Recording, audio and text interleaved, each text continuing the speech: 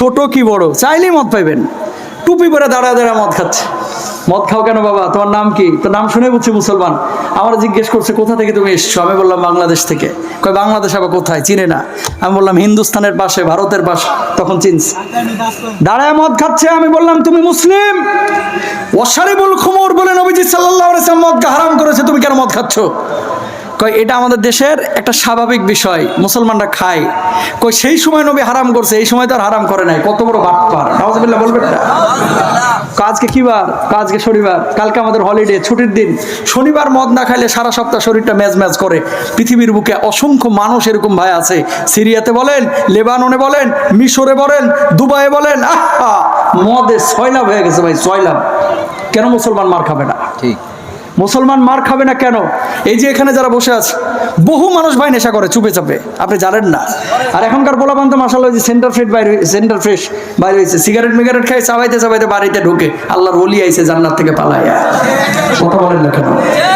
Cigarette যে খায় না, মুখের গন্ধ দূর করার জন্য চকলেটটা চুইনগামটা মারে। যুবকদেরকে আজকে বলবো যে জীবনে কোনো সিগারেট খোর মানুষের সাথে বন্ধুত্ব করবে না, ইনশাল্লাহ। বলো না? আরো জোরে বলো। এরা খায় আর তোমার চিবার মধ্যে নিয়ে যে বলবে দোস্ত একটা টান মারিয়েই দেখ, মারি কি জোস ফ্লেভার একটা। এভাবে শুরুটা করে। কখনো নেশা জাতীয় জিনিস আমরা গ্রহণ করব না ইনশাআল্লাহ। এলাকায় জটা বাবা আছে নাকি? আছে না? 2-1 আছে না? গাজাবাজি করে মাজারের পাশে বসে বসে, গাইন যাবার গাছ, হা যাবার যা, খা যাবার খা, গাজা খা জায়েজ। 2.2 এই পরিমাণ নাকি গাঁজা খাওয়া জায়েজ আছে, এরা বলছে। আস্তা শয়তান ছাড়া এই সমস্ত কথা কোনো মুসলমান বলতে পারে না, ঠিক না? গাইন যাবার গাছ, হা যাবার যা, খা যাবার খা, গাজা খা, এটা যদি জায়েজ হয় তাহলে তোর জন্য গাইন পেশ গু খা যাবার খা, গু খা, এটাও তো লেগে যায়। কথা বলেন ঠিক না? যারা নেশা করে এদের বাপ নয়, এদের মা নয়, এদের সমাজ নাই। সারাক্ষণ ধান্দাবাজি করে, কখন 2টা পয়সা পাবো, আরেকজনের ছাগল চুরি করবে, আরেকজনের গরু চুরি করবে, আরেকজনের মানি ব্যাগ মারবে, আরেকজনের মোবাইল চুরি করবে, আর যায় খালি নেশা করবে। এরা সমাজের শত্রু, দেশের শত্রু, ঠিক না? যুবকদেরকে আজকে ওয়াদা করতে হবে, হুজুর নেশা জাতীয় জিনিসের কাছে কখনো যাবো না, ইনশাল্লাহ। বলো সবাই, বলো ইনশাল্লাহ। হাত তুলে দেখতে চাই কে কে। যুবকদেরকে, মুরব্বীরা খায় না, যুবকদেরকে মাশাআল্লাহ, লিল্লাহ তাকবীর। আরেকটা ওয়াদা করতে হবে, হুজুর জীবনে যৌতুক লব না, ইনশাল্লাহ। বলো না? আরো জোরে বলো।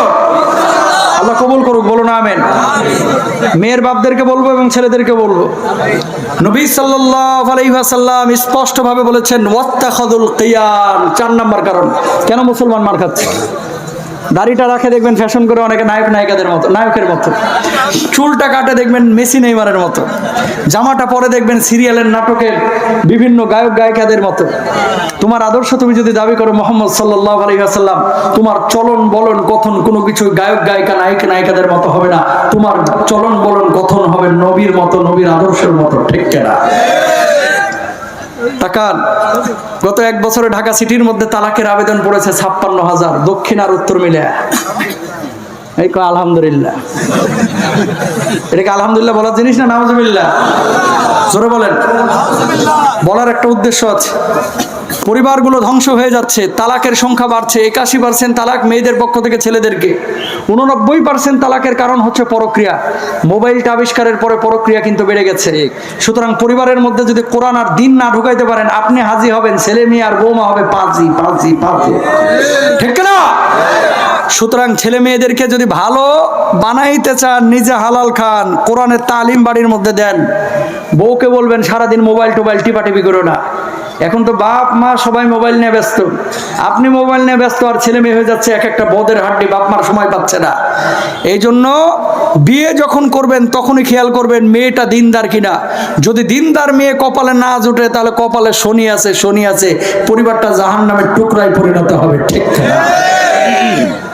ওসমান রাদিয়াল্লাহু তাআলা আনহুর 3টা গুণ ছিল, কয়টা? এই 3টা গুণের